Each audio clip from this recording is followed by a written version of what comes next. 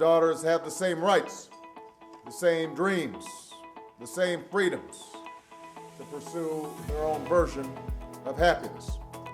I wonder because there's a lot at stake in this country today, and there's a lot at stake in this election, especially for our daughters. To appreciate that, all you have to do is review the recent decisions handed down by the Supreme Court of the United States.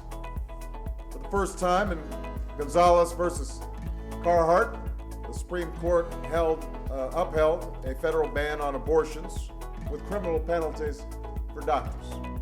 For the first time, the court endorsed an abortion restriction without an exception for women's health.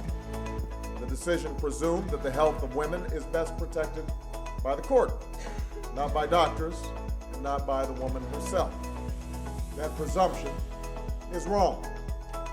Some people argued that the federal ban on abortion was just an isolated effort aimed at one medical procedure, that it's not part of a concerted effort to steadily roll back the hard-won rights of American women. That presumption is also wrong. Within hours of the decision, an Alabama lawmaker introduced a measure to ban all abortions. With one more vacancy on the court, we could be looking at a majority hostile to a woman's fundamental right to choose for the first time since Roe versus Wade, and that is what is at stake in this election. The Freedom of Choice Act is not my highest legislative priority. I believe that women should have the right to choose, but I think that the most important thing we can do to tamp down some of the anger surrounding this issue is to focus on those areas that we can agree on, and that's where I'm going to focus. Today is it's not hyperbole to suggest a very solemn moment. Today, the Supreme Court of the United States expressly took away a constitutional right from the American people that it had already recognized. They didn't limit it, they simply took it away. That's never been done to a right so important to so many Americans, but they did it. It's a sad day for the court and for the country.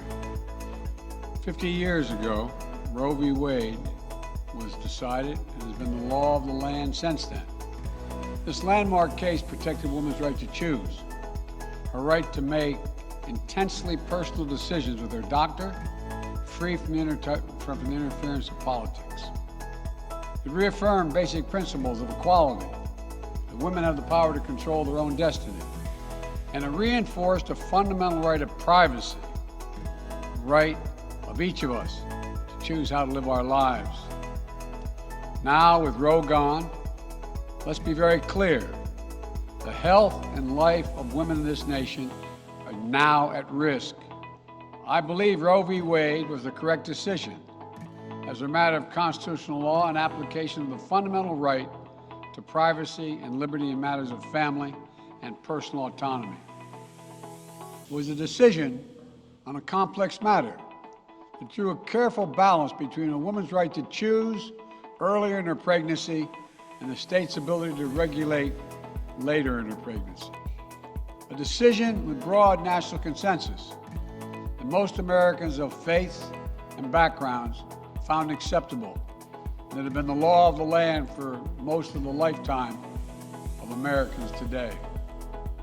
And it was a constitutional principle upheld by justices appointed by Democrat and Republican presidents alike. Make no mistake, this decision is a culmination of a deliberate effort over decades to upset the balance of our law. It's a realization of an extreme ideology and a tragic error by the Supreme Court, in my view. The court has done what it has never done before, expressly take away a constitutional right that is so fundamental to so many Americans that had already been recognized. The court's decision to do so will have real and immediate consequences. State laws banning abortion are automatically taking effect today, jeopardizing the health of millions of women, some without exceptions. So extreme that women could be punished for protecting their health. so extreme that women and girls were forced to bear their rapist's child. The child, a consequence. It just stuns me. So extreme that doctors will be criminalized for fulfilling their duty to care. Imagine having a young woman have to carry a child of incest as a consequence of incest. No option. Too often the case. Poor women are going to be hit the hardest. It's cruel. In fact, the court laid out state laws criminalizing abortion that go back to the 1800s as rationale. The court literally taking America back 150 years. It's a sad day for the country, but it doesn't mean the fight's over. Let me be very clear and unambiguous.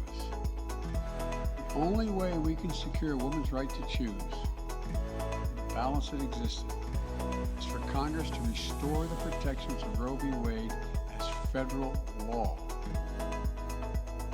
No executive action from the president can do that. And if Congress, as it appears, lacks the votes to do that now, voters need to make their voices heard.